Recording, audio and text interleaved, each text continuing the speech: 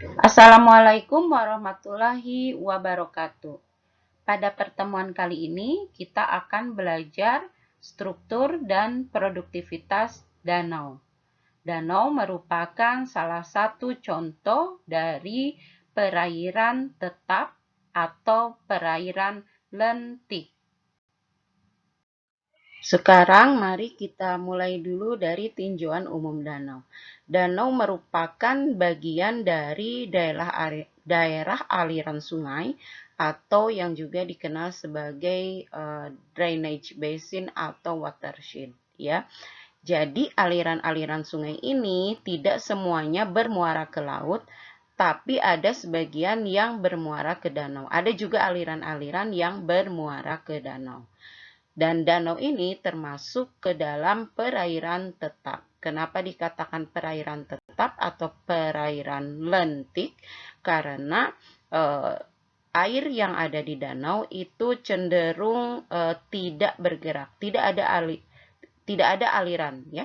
Jadi kalaupun ada aliran keluar dari danau itu jumlahnya sangat sedikit, ya. Jadi tidak seperti aliran sungai yang seluruh channelnya mengeluarkan dan memindahkan air. Keadaan ini juga prinsipnya digunakan untuk membuat danau buatan yang dikenal sebagai lakustrin atau bendungan, ya. Jadi bendungan itu sebenarnya konsepnya seperti danau. Jadi dari jalinan-jalinan air itu ditampung di satu tempat supaya bisa disimpan dalam waktu yang cukup lama dan nanti akan digunakan jika diperlukan, ya. Kemudian selanjutnya adalah gerakan air. Gerakan air meskipun gerakan air danau itu sebenarnya tetap ada. Bukan berarti ketika dikatakan tetap tidak ada sama sekali air yang bergerak, ya. Sebenarnya ada, ya. Air akan bergerak karena adanya desakan dari gerakan energi dari angin, ya.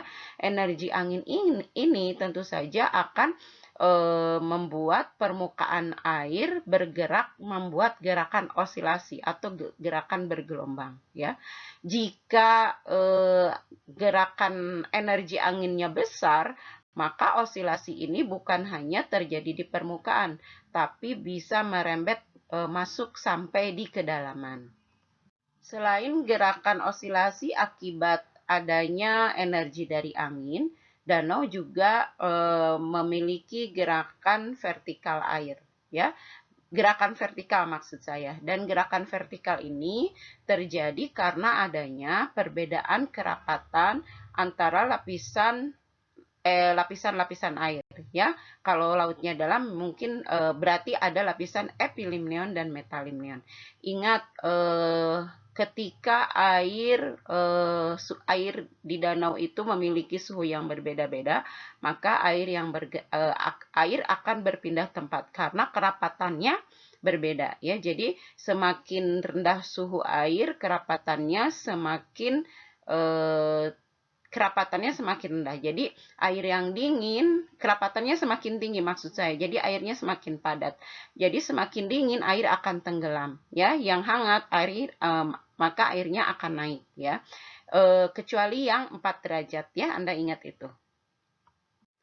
Lalu pada danau yang dalam seperti dikatakan sebelumnya, ya, terdapat stratifikasi vertikal, ya, yang terdiri dari epilimneon, metalimneon, dan hipolimneon. Ya, Anda sudah belajar itu di faktor pembatas perairan yang mengenai suhu, ya. Perbedaan suhu itulah yang membuat stratifikasi epilimneon, metalimneon, dan hipolimneon. Nah, yang unik pada danau adalah danau dapat mengandung salinitas oksigen terlarut, nutrisi, ya, yang spesifik, ya, untuk setiap danau. Ini sangat tergantung pada morfometri danau, kemudian asal-usul pembentukan danau, dan juga tentu saja sesuai musim. Ya, ingat ada stratifikasi vertikal. Kenapa salinitas sampai unik di danau? Ingat, danau itu ada yang sifatnya tertutup ya. Nah, ini dibahas di sini. Saya lompat aja kalau begitu. Danau itu ada yang sifatnya tertutup. Artinya tidak ada aliran yang keluar dari danau tersebut ya. Jadi airnya tergenang terus di situ, berarti ini artinya air hanya akan keluar dari danau melalui penguapan atau meresap ke dalam tanah. Penguapan yang terlalu tinggi misalnya saat cuaca sangat panas atau di saat musim panas ya akan membuat salinitasnya menjadi sangat tinggi ya. Sedangkan ketika banyak curah hujan tinggi, maka salinitasnya akan berkurang. Ya, ini danau tipe seperti ini akan memiliki tipikal yang berbeda, salinitas yang berbeda jika dibandingkan dengan danau yang terbuka. Danau terbuka ini jika ada output air ke sungai atau ke laut. Tapi perlu diingat ya, ketika kita mengatakan ada output air dari danau ke sungai atau ke laut, ini jumlahnya tidak sebesar aliran sungai yang ada di perairan sungai ya. Jadi seluruh channel, semakin besar channelnya ya semakin besar juga debit airnya begitu ya. Tapi kalau output dari danau itu tidak sebesar itu. Sedimen juga termasuk yang unik di danau ya. Di sungai juga sebenarnya ada sedimen, tapi sedimennya tidak terakumulasi semuanya di satu tempat ya.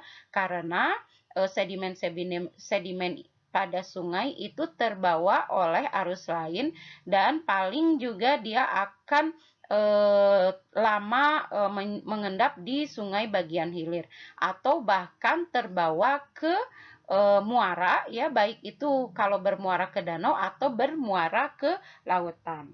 Sedangkan sedimen yang ada pada danau, biarpun itu danaunya danau terbuka, maka sedimen yang ada pada danau itu akan terus menumpuk di dasar perairan ya, di dasar danau ya. Makanya Anda nanti akan paham bahwa sebenarnya sedimentasi pada danau itu merupakan proses yang alami ya. Sedimen yang ada pada danau itu bisa merupakan materi organik ya, bisa banyak mengandung materi organik. Ingat yang masuk, kalau misalnya masuknya air melalui sungai, berarti air sungai dari yang menuju ke danau itu akan bukan cuma membawa partikel anorganik seperti partikel-partikel tanah, tapi juga membawa materi organik ya. Materi organik ini juga akan masuk ke dalam danau ya, akan digunakan oleh organisme fotosintetik danau. Tapi kalau tidak, maka materi organik dan beserta sedimen yang lainnya akan tertimbun di dasar danau ya. Kalau membicarakan materi organik, kita mengenal yang namanya materi organik Alloctotanus. Anda pasti ingat ya. Nah, materi organik di perairan di danau juga mayoritas berasal dari materi organik Alloctotanus ya. Nanti kita akan belajar berdasarkan materi organiknya tipe-tipe danau ya. Banyaknya sedimen yang ada di dasar perairan ini bisa menyebabkan deplesi oksigen secara periodik. Deplesi ini bahkan sampai menyentuh angka 0 ya. Jadi pada tipe-tipe tertentu danau ya, kandungan oksigen di dasar perairan bisa mencapai 0 ya, karena terjadi deplesi oksigen. Dan jika ada terjadi deplesi oksigen, berarti akan ada kematian tiba-tiba ya, kematian dari organisme akuatik yang secara tiba-tiba.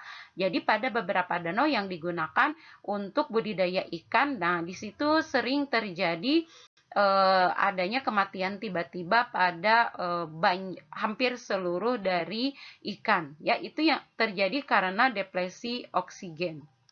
Ya, maksudnya salah satunya karena depresi oksigen. Karena kejadian ini terjadi ketika sedimen pada dasar perairan itu menjadi teraduk ya, dan proses metabolik atau dekomposisi yang ada pada dasar perairan juga sangat aktif ya. Jadi di dalam perairan itu proses dekomposisi memerlukan oksigen sehingga perairan menjadi kekurangan oksigen ya, sehingga ini membuat banyak ikan yang mati. Selain itu, ketika sedimennya itu terlalu banyak, terlalu tebal, ini memungkinkan ketika ada proses dekomposisi yang menghasilkan metana. Nah, metana ini pun sifatnya beracun dan dapat membuat kematian pada ikan-ikan. Sekarang organisme fotosintetik. Organisme fotosintetik pada danau itu di zona litoral banyak ditumbuhi tumbuhan berakar ya, dan atau mengambang di zona litoral ya. Di zona litoralnya itu ada tumbuhan berakar atau yang mengambang ya. Sedangkan di kawasan limnetiknya ada fitoplankton ya, termasuk di dalamnya adalah cyanobacteria. Danau yang secara umum berbentuk seperti mangkok ya, kalau diiris melintang seperti berbentuk parabola terbalik, kurva parabola terbalik ya. Itu bentuk dan ukurannya itu beragam ya, sehingga kajian morfologi dan morfometri danau itu menjadi penting ketika kita mau mengamati karakteristik danau yang lainnya.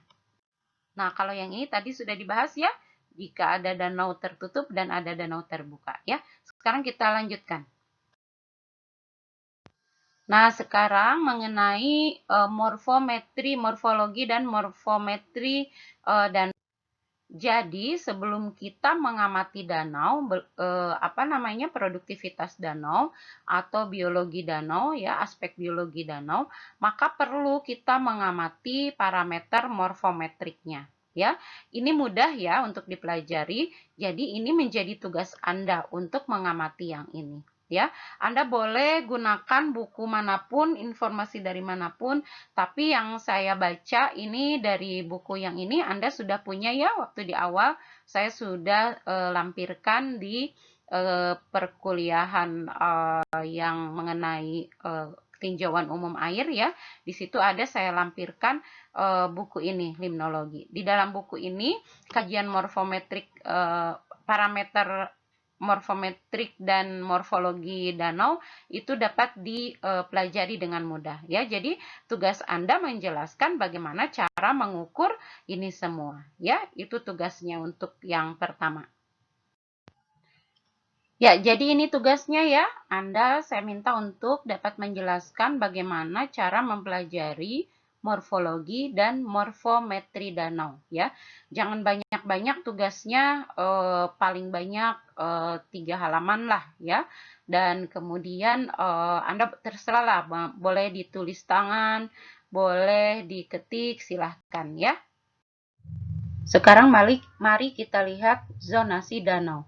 Secara umum, zonasi danau dapat dibagi dua zona, yaitu zona kolom air ini ya, yang disebut zona pelagis, dan dasar perairan ini yang disebut zona bentik. Zona pelagis mudahnya bisa terbagi menjadi dua zona yang berdasarkan kehadiran cahaya, yaitu zona eufotik atau zona fotik saja ya. Anda bisa menyebutkan eufotik atau fotik saja, yaitu zona yang mendapatkan cahaya matahari, dan zona afotik yang tidak mendapatkan sinar matahari. Kemudian zona bentik itu dibagi menjadi utamanya dibagi menjadi zona litoral ya, dan zona profundal. Zona profundal adalah zona yang ada di bawah kolom air yang afotik ya, ini zona profundal. Lalu kemudian zona litoral itu dibagi menjadi beberapa zona, yaitu zona eulitoral, zona upper littoral, middle littoral, dan lower littoral. Ya, jadi 4 ini zona litoralnya. Ya, di bawah zona litoral ada deep littoral. Ya, kalau pada buku Wetzel ini disebut zona litoprofundal karena ini merupakan zona batasan antara zona litoral dengan zona profundal. Jadi disebut litori profundal. Sedangkan zona di atas zona litoral itu ada supralitoral dan epilitoral. Ya, jadi zona litoralnya sendiri ini cuma 4 zona ya. Yang sesungguhnya zona litoral itu 4 zona, yaitu eulitoral, upper litoral, middle, dan lower litoral. Di bawah zona litoral ada deep litoral atau litori profundal. Di atasnya ada supralitoral dan epilitoral. Sekarang kita lihat dulu yang supralitoral. Supralitoral ini merupakan area yang berbatasan langsung dengan zona litoral, ya. Tapi supralitoral ini tidak pernah terendam air, ya. Tetapi masih daratan ini masih terpengaruh oleh air yang ada di danau.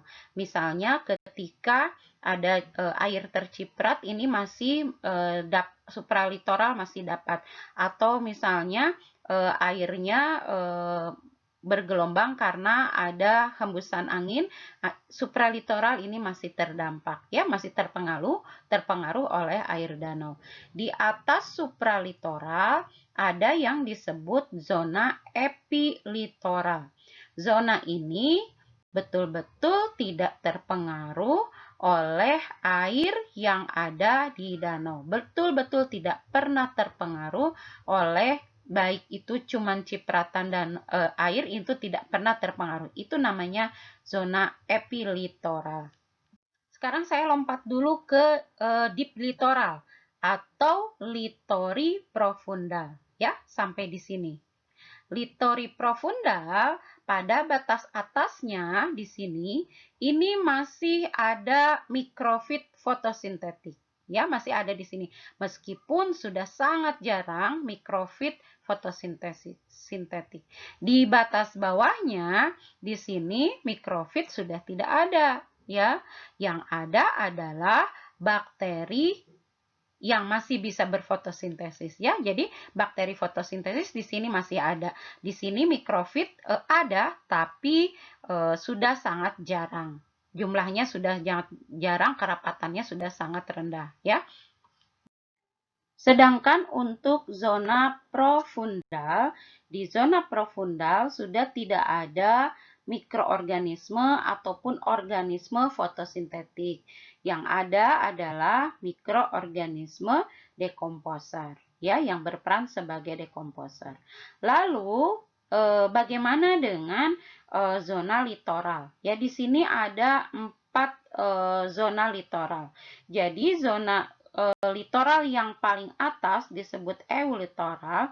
Ini merupakan bagian atas dari bagian litoral dan merupakan batas tertinggi permukaan air di suatu musim. Ya, jadi batas tertinggi air danau di sepanjang tahun itu namanya eulitoral. Sedangkan batas terendahnya adalah lower littoral. Selain melihat batas dengan melihat tinggi permukaan air, zona-zona yang ada di litoral ini, ya, yang zona litoral 4 zona ini dapat dibedakan berdasarkan vegetasi yang ada di zona ini, ya.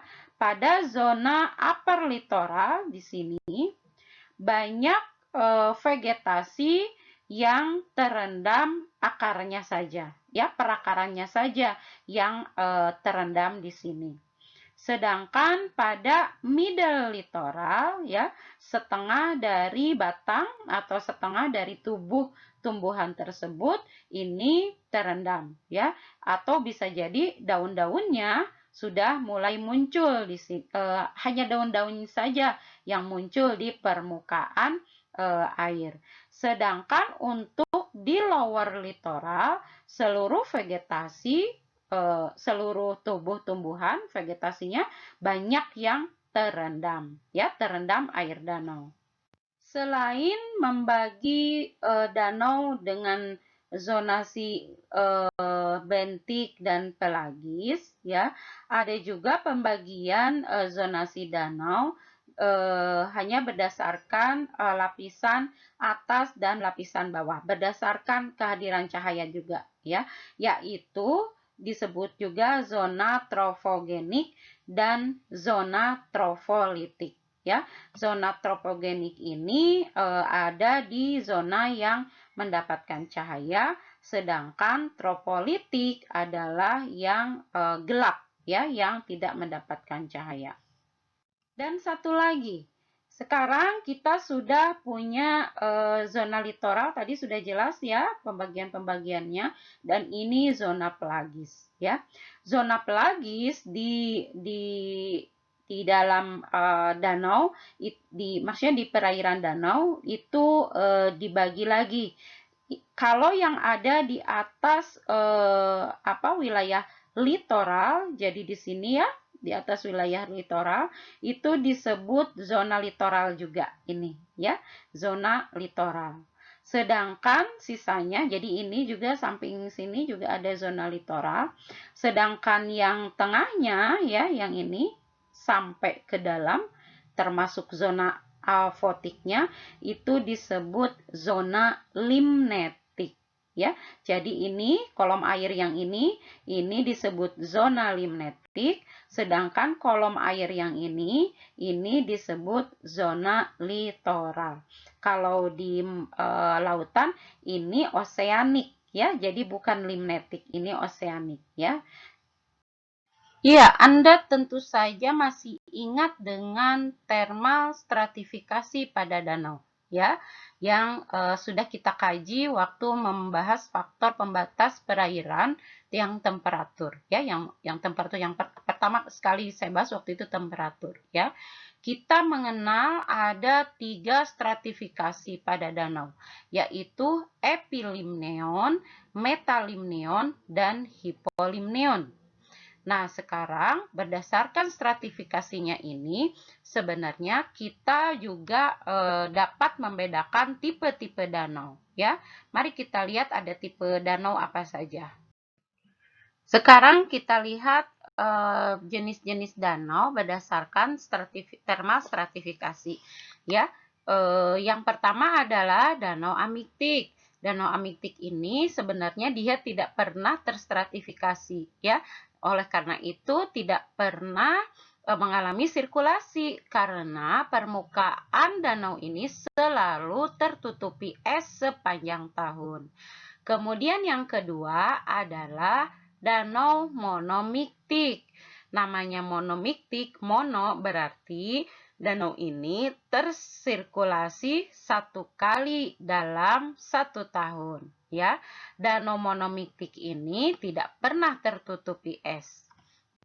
Suhu air di danau cold monomiktik tidak pernah melebihi 4 derajat Celcius ya, dan sirkulasi akan terjadi ketika danau ada di bawah suhu 4 derajat Celcius. Sedangkan yang warm monomiktik dia tersirkulasinya ketika air mengalami perubahan suhu di atas 4 derajat Celcius. Sekarang yang selanjutnya yaitu danau dimiktik.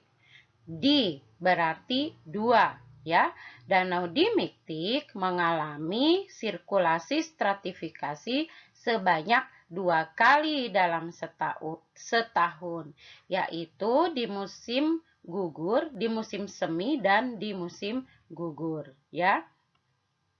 Sedangkan di musim lainnya, danau dimiktik akan mengalami stratifikasi yang komplit ya.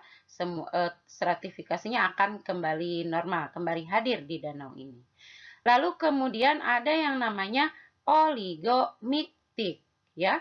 Oligomiktik ini di danau ini mengalami sirkulasi stratifikasi, sirkulasi terpal beberapa kali, tapi tidak jelas ya. Maksudnya tidak jelas kapan ya. Jadi secara tidak teratur ya, beberapa kali tapi tidak teratur.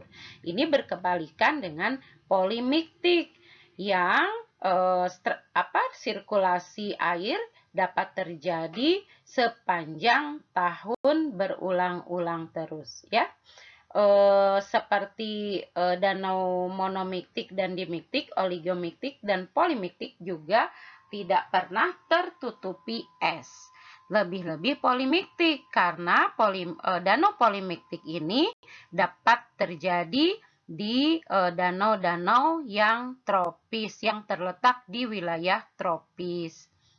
Danau polimiktik juga ada dua macam, ada cold polimiktik dan warm polimiktik. Danau ini, yang masuk ke jenis cold polimiktik ini biasanya terletak di ketinggian ya, di yang jauh dari permukaan air laut ya, di wilayah ekuator, berarti di tropis ya, tapi dengan kelembaban yang rendah dan angin yang dengan kecepatan angin yang tinggi ya, dan itu yang disebut cold polimiktik. Sedangkan danau polimiktik, maksud saya yang warm polimiktik ini terjadi pada danau dengan sirkulasi suhu di atas 4 derajat Celcius ya.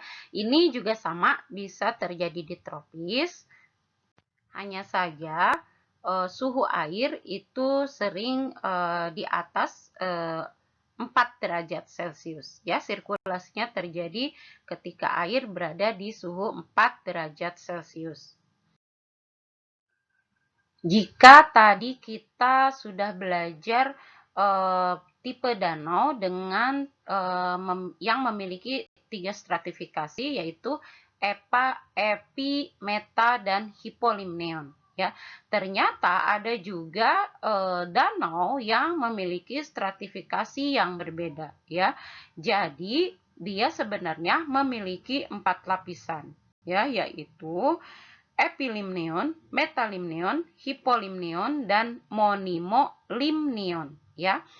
Ketiga lapisan air yang sudah kita kenal stratifikasinya ya, epi, meta, dan hipo, selanjutnya ini disebut mixolimneon ya.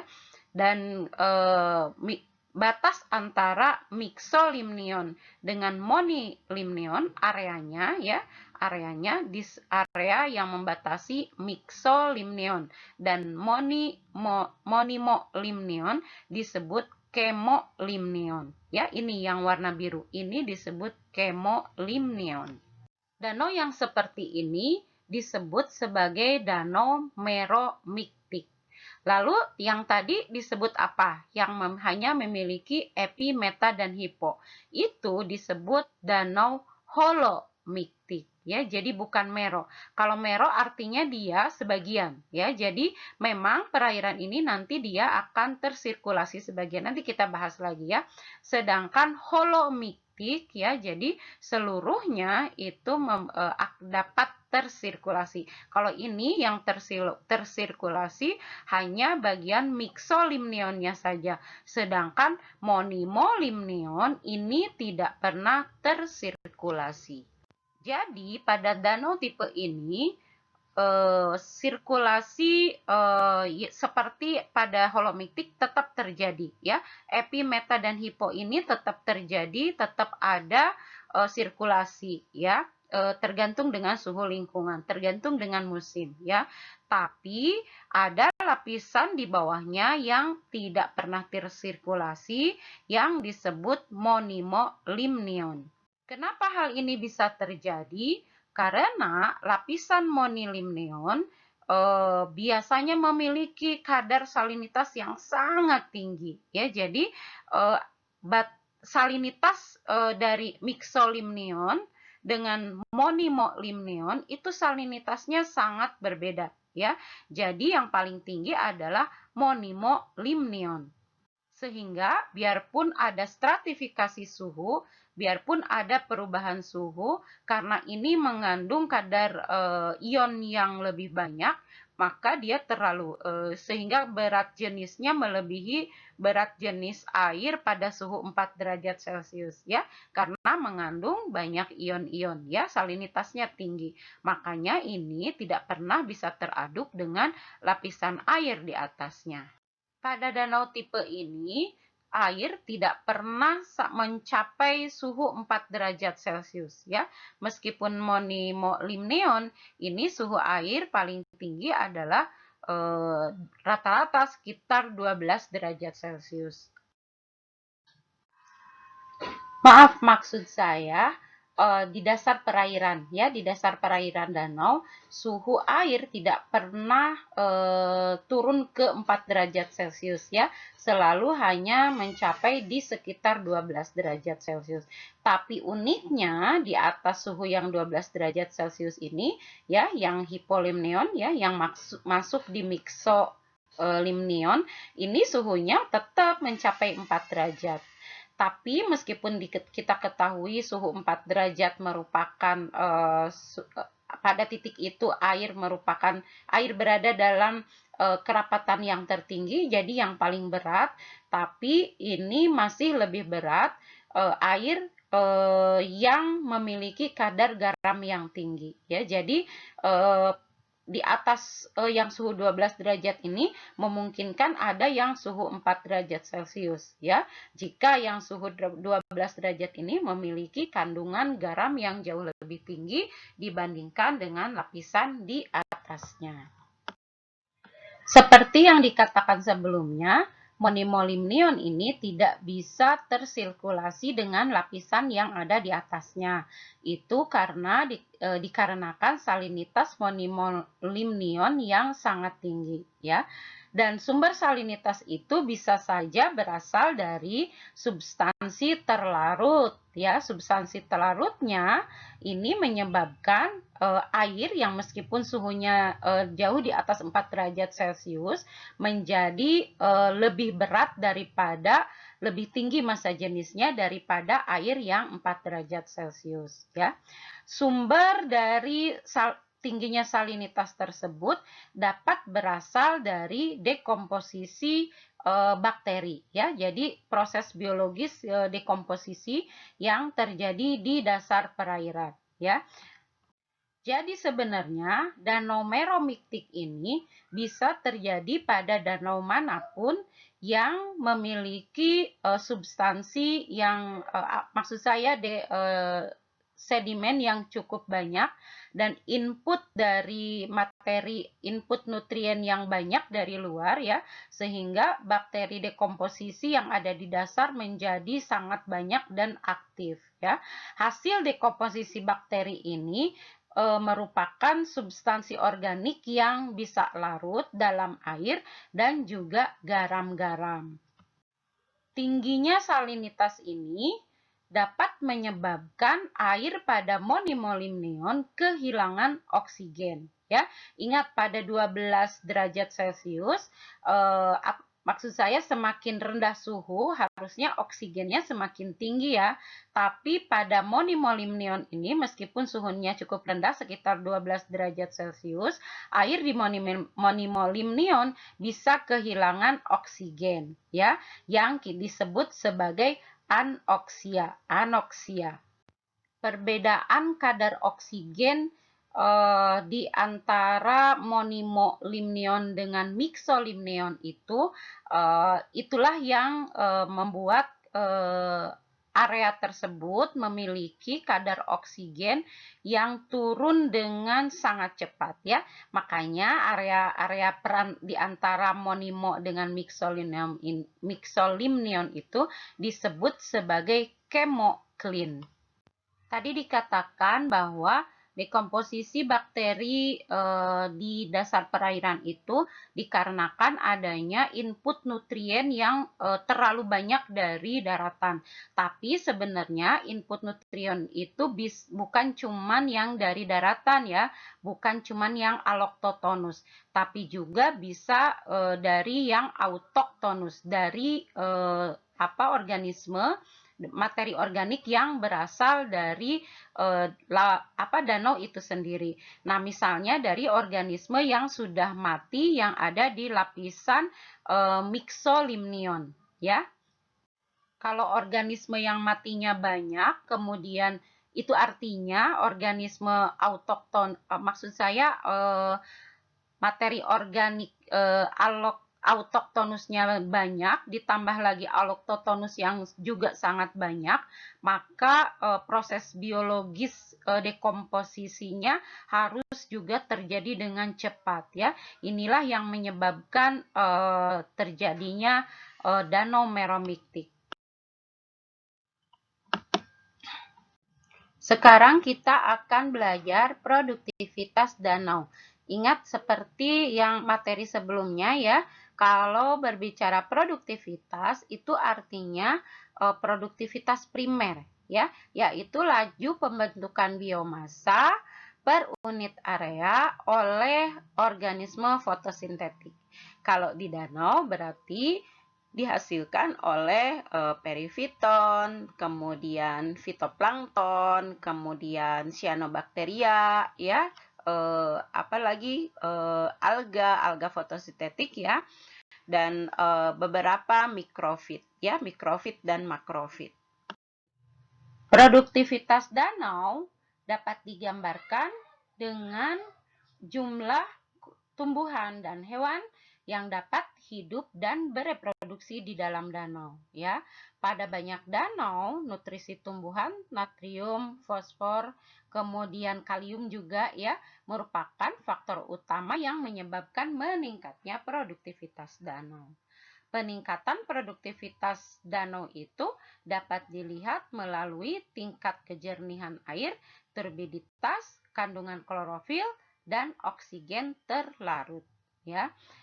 Dan kemampuan danau untuk mendukung pertumbuhan organisme dapat menunjukkan level produktivitas dan juga menunjukkan tingkatan tropik.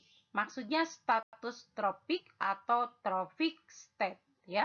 Berdasarkan trophic state kita mengenal oligotropik, mesotropik, dan eutropik ya. Oligotropik artinya miskin nutrien ya. Sedangkan mesotropik sebenarnya bukan miskin ya, sedikit nutrisinya sedikit, kemudian mesotropik nutrisinya banyak, kemudian eutropik ini nutrisinya melimpah, kaya akan nutrisi ya. Dan berdasarkan gambar ini sebenarnya kita bisa melihat juga bahwa di danau oligotropik hanya terdapat sedikit tumbuhan atau perifiton, sedangkan di mesotropik itu lebih banyak dan di eutrofik lebih banyak lagi. Jadi, danau oligotropik itu memiliki nutrisi yang rendah. Nutrisi yang rendah itu bukan suatu kekurangan ya, karena dengan adanya nutrisi yang rendah, produktivitas danau juga rendah ya. Ini bukan suatu kekurangan karena sebenarnya produktivitas yang rendah ini cukup untuk mempertahankan kandungan oksigen terlarut dalam jumlah yang cukup sampai di kedalaman ya.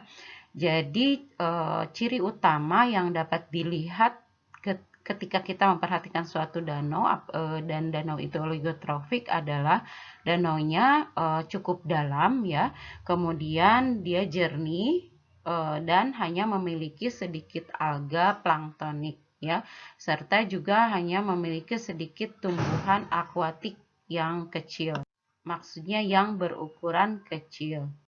Karena danau ini mampu mempertahankan kandungan oksigen sampai kedalaman, maka hewan-hewan akuatik yang teradaptasi dengan air dingin itu dapat dipertahankan ya. Jadi ikan-ikannya di sini, ikan yang teradaptasi dengan suhu dingin akan didapatkan di danau oligotrofik. Hal berbeda dengan danau eutrofik karena danau eutrofik ini kaya nutrisi. Ketika kaya nutrisi, nutrisinya banyak ya, maka produktivitasnya juga tinggi ya. Produktivitas tinggi itu bukan suatu kebaikan, karena kalau produktivitas tinggi artinya hasil yang dihasilkan kan bukan cuma oksigen ya, tapi juga dalam bentuk biomasa organisme fotosintetik itu sendiri. Dan organisme tersebut jika tidak digunakan maka dia akan menjadi dead organic matter ya, dan akan tenggelam dan menumpuk di dasar perairan ya.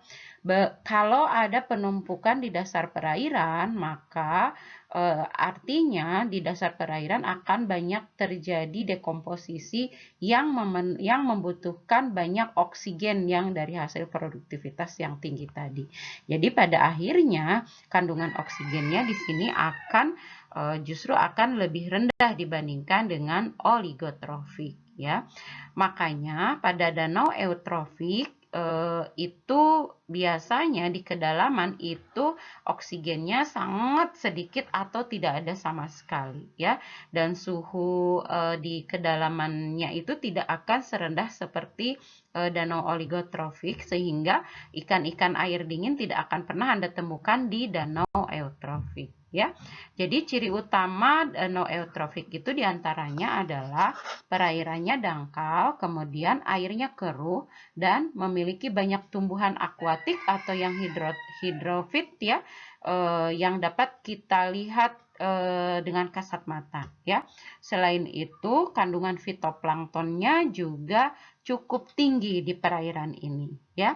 Danau eutrofik terutama bisa ditemui, lebih banyak dapat ditemui di danau yang ada di dataran rendah ya, karena berarti danau ini mendapatkan air yang sudah melalui banyak tempat-tempat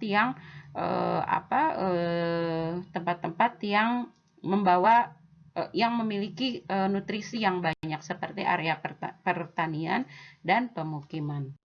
Ada lagi satu kategori danau yaitu hypereutropik. Jadi danau hypereutropik ini sebenarnya adalah danau yang tercemar ya. Danau ini mengandung banyak sekali nutrisi dan materi organik yang tidak dapat dikonsumsi bahkan oleh produsen primernya ya. Jadi lama-lama ini akan mengendap, menumpuk di dasar perairan sehingga terjadi penurunan kadar oksigen ya karena dekomposisi, dan selain itu ada partikel-partikel lain yang terlarut di dalam air dan membuatnya menjadi anoksik ya. Ketika anoksik ya berarti tidak akan ada kehidupan di dasar perairan ini.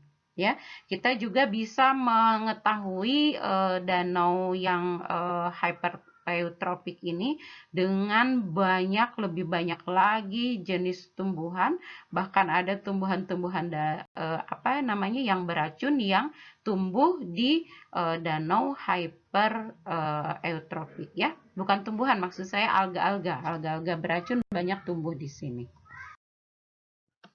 Ini adalah beberapa pengukuran beberapa dari parameter yang dapat menentukan tingkatan trofik suatu danau ya, maksudnya status tropik suatu danau ya.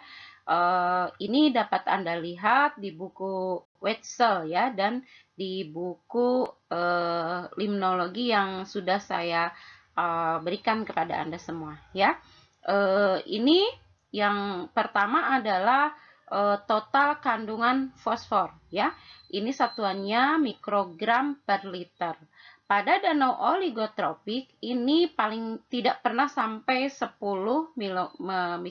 mikrogram per liter. Sedangkan pada danau mesotropik ini mencapai 35. Dan danau eutrofik ini bisa lebih dari 35 mikrogram per liter ya. Jadi pantas saja Di eutrofik banyak sekali mikrofit, bahkan tumbuhan makrofit yang bisa tumbuh di danau. Bahkan gulma-gulma pun sudah bisa tumbuh di danau eutrofik.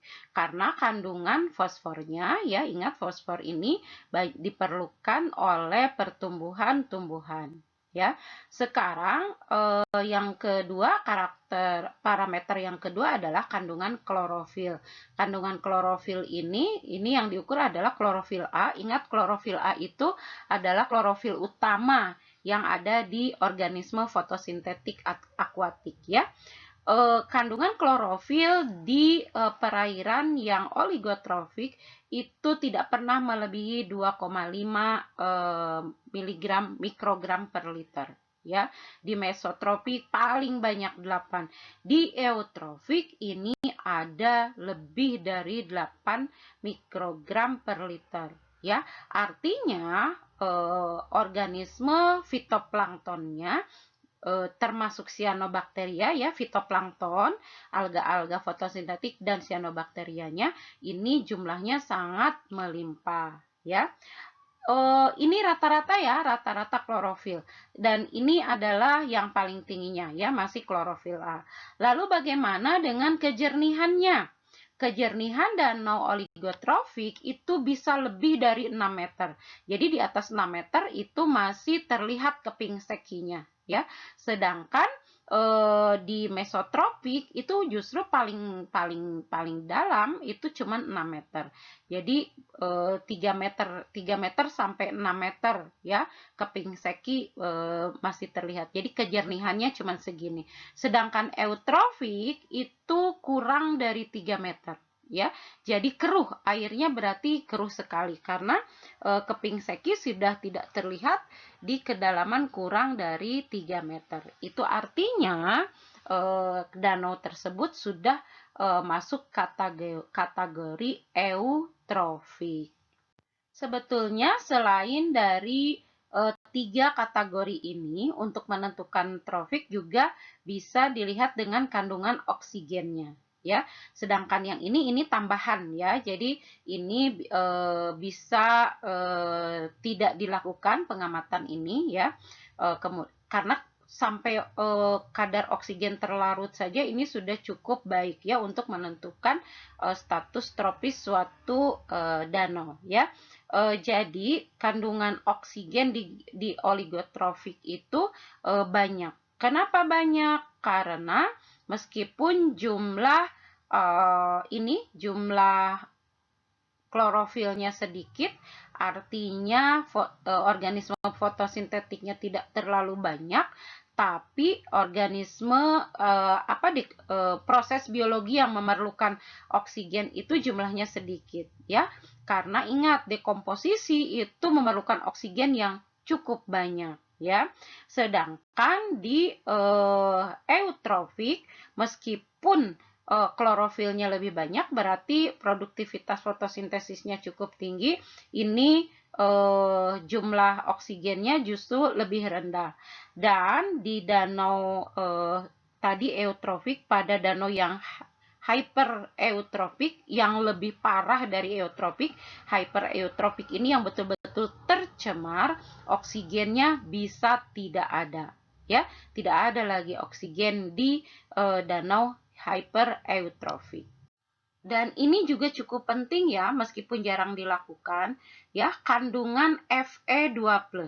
Fe2+ itu sifatnya racun, ya. Sedangkan Fe3+, ya, yang kita kenal itu Fe3+, ya, yang sering digunakan oleh tumbuhan itu Fe3+.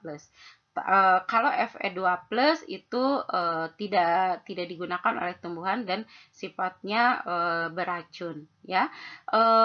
Fe2+ di oligotrofik itu tidak ada, ya. Di eutrofik itu tinggi.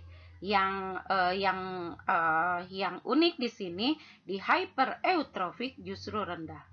Kenapa bisa rendah? Maksudnya lebih rendah dibandingkan eutrofik, ya. Tapi kalau di oligotrofik kan tidak ada. Kenapa rendah? Karena di sini di danau hypereutropik itu sudah tumbuh gulma-gulma beracun, ya. Dia yang menyerap Fe2+. ya. Kemudian ini H2S. H2S ini yang sumber belerang ya, yang suka membuat bau, menimbulkan bau ya. Nah, di oligotrofik sampai eutrofik ini tidak ada. Tapi di danau yang tercemar, hypereutropik H2S sangat besar ya. Dan ini kandungan turunan dari senyawa fosfat ya, dari unsur fosfat. Ini pada oligotrofik itu rendah ya. Yang penting hanya cukup ya. Kemudian pada eutrofik tinggi, pada hypereutropik ini sangat tinggi ya. Jadi Anda jangan coba-coba untuk berenang di danau hypereutropik ya. Nah, di sini kita akan melihat produktivitas primer di beberapa tingkatan trofik danau ya. Maksudnya di beberapa status tropik danau. Yang pertama ultra oligotrofik. Kita lihat yang oligotrofik saja ya. Ini oligotrofik. Laju produktivitas primernya yaitu 50 sampai 300 ya. Ini satuannya per miligram karbon per meter persegi per hari ya, ini satuannya. Ini untuk oligotrofik. Kemudian fitoplankton, kerapatan fitoplanktonnya kurang dari 1 cm kubik per meter kubik ya. Ini fitoplanktonnya. Kemudian sedangkan biomasanya itu pada oligotrofik itu paling banyak 100 mg per meter kubik ya. Dan ini juga penting ya, bahwa yang banyak dan dominan di danau oligotrofik adalah Chrysophyce, Cryptophyce dan Dinophyce. Sedangkan ini diatom ya, Basiloryophyce itu sebenarnya bukan cuma ada di danau oligotrofik, juga dapat ditemukan di danau eutrofik. Dan ini total organik karbonnya. Total organik karbon di oligotrofik itu 1 sampai 3 mg per liter ya. Sedangkan di danau yang eutrofik itu sampai 30 mg per liter ya. Organik karbon itu senyawa organik ya, seperti dari serasa atau dari materi organik yang sudah mati atau living organism ya. Kalau yang tidak organik kan CO2 ya. Kemudian ini ada total fosfor, kemudian total N. Semakin tinggi status tropiknya, maka semakin tinggi kandungannya. Ya. Dan ini salinitas atau TDS ya. Kalau di perairan tawar lebih baik kita menggunakan TDS. TDS-nya pun semakin tinggi status tropiknya, ini semakin tinggi. Status TDS pada danau yang oligotrofik itu sangat rendah ya, sekitar 2 sampai 15. Tapi pada yang eutrofik ini sampai 500 ya. Ini ada yang di perbatasan oligo dengan mesotrofik, ini kandungan TDS-nya paling tinggi 200 ya. Dan ini tingkat cahaya, tingkat kehilangan cahaya sebenarnya ini jarang digunakan untuk melihat kejernihan juga ya. Jadi kita bisa hanya menggunakan keping seki. Tapi dapat dilihat di sini bahwa cahaya hanya bisa semakin tinggi status tropiknya, maka cahayanya semakin cepat hilang ya. Jadi di tempat yang dangkal, dan di perairan di lapisan air yang dangkal, cahaya sudah hilang kalau di danau yang bersifat eutrofik. Sekarang mari kita lihat bagaimana proses eutrofikasi. Eutrofikasi adalah gangguan produktivitas danau secara terus-menerus dengan arah dari kandungan rendah nutrisi ke tinggi nutrisi. Jadi, kalau ada danau yang pada mulanya berstatus oligotrofi, dengan adanya input nutrien yang berlebihan, maka statusnya akan berubah secara perlahan-lahan menjadi eutrofi. Ya, sebenarnya proses sebaliknya pun dapat terjadi. Ya, jadi proses sebaliknya itu disebut oligotrofikasi. Jadi oligotrofikasi adalah justru perbaikan ya. Jadi status danau yang asalnya eutrofi menjadi oligotrofi. Adapun proses oligotrofikasi ini sebenarnya mungkin terjadi secara alami, tapi dengan keadaan lingkungan sekarang ini, dengan jumlah populasi manusia yang sangat banyak seperti sekarang ini, proses oligotrofikasi memerlukan modifikasi proses-proses biologi, modifikasi dan manipulasi ya. Jadi harus dimanipulasi. Eutrofikasi dapat diidentifikasi dengan melihat banyaknya tumbuhan dan alga yang tumbuh di danau. Jika tumbuhan dan alga tumbuh melimpah, maka dapat dikatakan, dapat dinyatakan bahwa ketersediaan nutrisi yang ada pada danau sudah berlebihan. Ya, nutrisi-nutrisi ini penting untuk fotosintesis dan pertumbuhan. Di antaranya yaitu nutrisi tumbuhan seperti nitrogen, fosfor, dan kalium. Sebenarnya eutrofikasi itu merupakan proses yang alami ya. Penimbunan sedimen dapat terjadi selama dalam waktu yang berabad-abad seiring dengan umur danau ya. Namun adanya aktivitas manusia, populasi manusia menyebabkan proses eutrofikasi ini menjadi sangat cepat dalam hitungan hanya beberapa puluh tahun saja. Proses alami eutrofikasi tidak lepas dari yang namanya proses nutrient loading. Nutrient loading merupakan proses alami untuk menambahkan nutrisi ke dalam danau yang diperlukan untuk produktivitas akuatik di danau tersebut. Ya, jadi nutrient loading itu dapat berupa input nutrisi seperti yang dikatakan sebelumnya, nitrogen, fosfor, dan kalium, serta mineral lain. Juga terdapat di antaranya partikel-partikel materi organik serta inorganik. Dampak nutrien loading, mau itu jumlahnya cukup ataupun lebih, itu sangat bergantung pada produktivitas alga, waktu retensi air, morfometri, dan kondisi danau ya. Yang dimaksud di sini produktivitas alga adalah alga-alga yang fotosintetik. Ya, dengan jika nutrien loadingnya cukup, kemudian produktivitas alga juga cukup, maka nutrien akan dapat tercuci seluruhnya ya. Demikian juga dengan waktu retensi air. Semakin lama waktu retensi air, waktu tinggal air ya, maka nutrien loading akan menjadi lebih cepat terjadi ya. Jadi ini yang dikatakan sebagai proses alami. Lama-kelamaan nutrien akan berada di dasar danau dan menumpuk di sana ya. Lalu kemudian ini morfometri dan kondisi danau. Morfologinya seperti apa? Jadi di mana akan menumpuk nutriennya? Ya di situ pula akan dimulai eutrofikasi. Gambar ini menunjukkan bagaimana partikulat dan materi yang terlarut dalam air dapat masuk ke dalam dasar danau ya.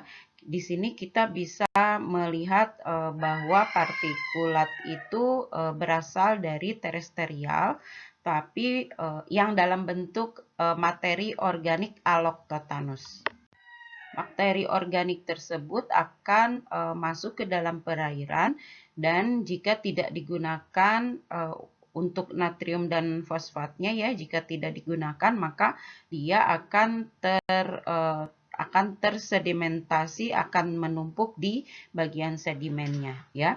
Partikel-partikel organic matter juga bisa dihasilkan bukan hanya dari Allochthonous, tapi juga bisa autochthonous ya, yang berasal dari misalnya plankton yang zooplankton yang sudah mati, atau dari feses zooplankton, kemudian dari tumbuhan-tumbuhan makrofit yang cukup besar ya, yang mati, kemudian hewan-hewan besar seperti ikan itu juga sangat memungkinkan menyumbang materi organik di dalam perairan. Dan itu karena proses biologisnya itu lama, maka itu akan terbenam dan ada di bagian sedimen ya. Di bagian sedimen inilah akhirnya terjadi proses dekomposisi yang memerlukan banyak oksigen ya. Kalau proses dekomposisi itu berlangsung, maka selain proses tersebut mengambil O2 dari air, tetapi juga dia mengeluarkan CO2 juga ke perairan ya. Jadi proses yang terjadi di dalam dasar danau ini menjadi salah satu penyebab bagi berkurangnya oksigen di dalam perairan. Nah, sekarang setelah Anda belajar struktur dan produktivitas danau, dapatkah Anda menggambarkan bagaimana penyebaran produktivitas pada suatu danau? Ya, silakan Anda jawab dan disimpan di folder di Google Classroom yang sudah disediakan. Ya, sekian kuliah untuk materi ini. Tetap semangat, tetap sehat. Assalamualaikum warahmatullahi wabarakatuh.